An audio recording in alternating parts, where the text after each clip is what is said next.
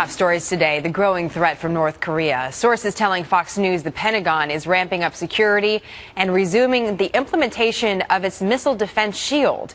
This after North Korea warned of a preemptive nuclear strike against the United States. General Jack Keane is a retired four-star general and former vice chief of staff of the Army.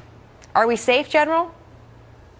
Well, there's certainly a growing threat from North Korea. We know they have nuclear weapons. They're trying to miniaturize them so they can affix them to a missile.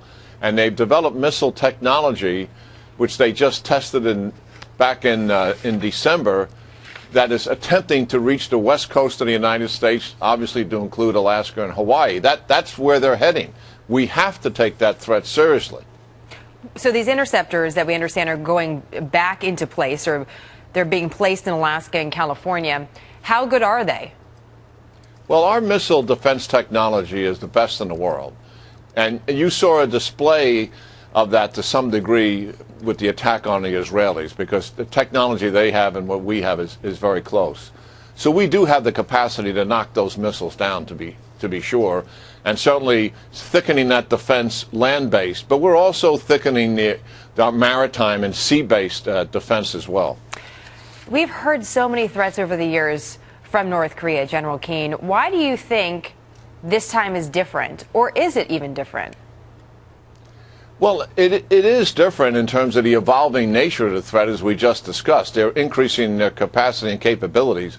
The Pentagon has got to take that seriously, because they don't get involved in the emotion and politics of a threat. They get involved in what are the real capabilities. And these capabilities are real, and they're increasing. So that's serious. The other thing is dealing with the new leader, Kim Jong-un.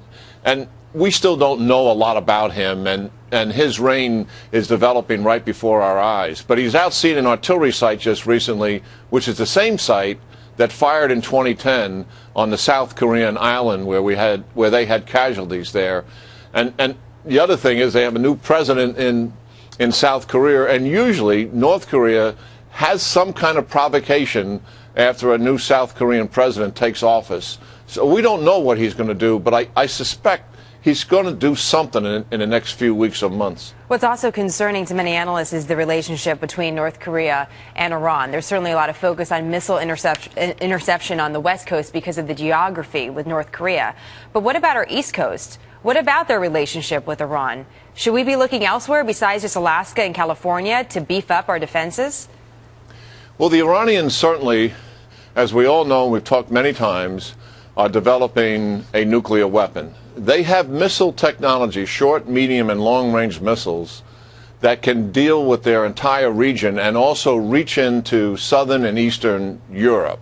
They do not have transcontinental missiles, so-called ICBMs, that we have. But nonetheless, the Iranian developing threat is very serious. And in some respects, it's more serious than North Korea, because they have stated time and time again that they intend to dominate the region of the Middle East. And certainly this weapons technology is part of that geopolitical effort. A lot of these efforts are defensive efforts, right? These missile interception, this is about, a missile coming in and being able to knock it out of the sky. Do you think for either situation, North Korea or Iran, instead of being reactive, we become more aggressive militarily to put a stop to their threats?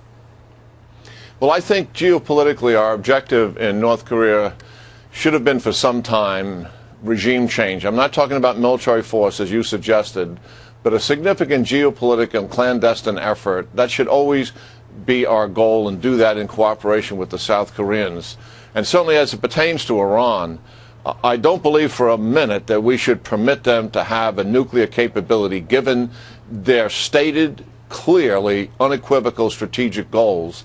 And if it requires military force, then certainly we should do that. General Keane, always nice to see you, sir. Thank you. It's good seeing you, Jenna.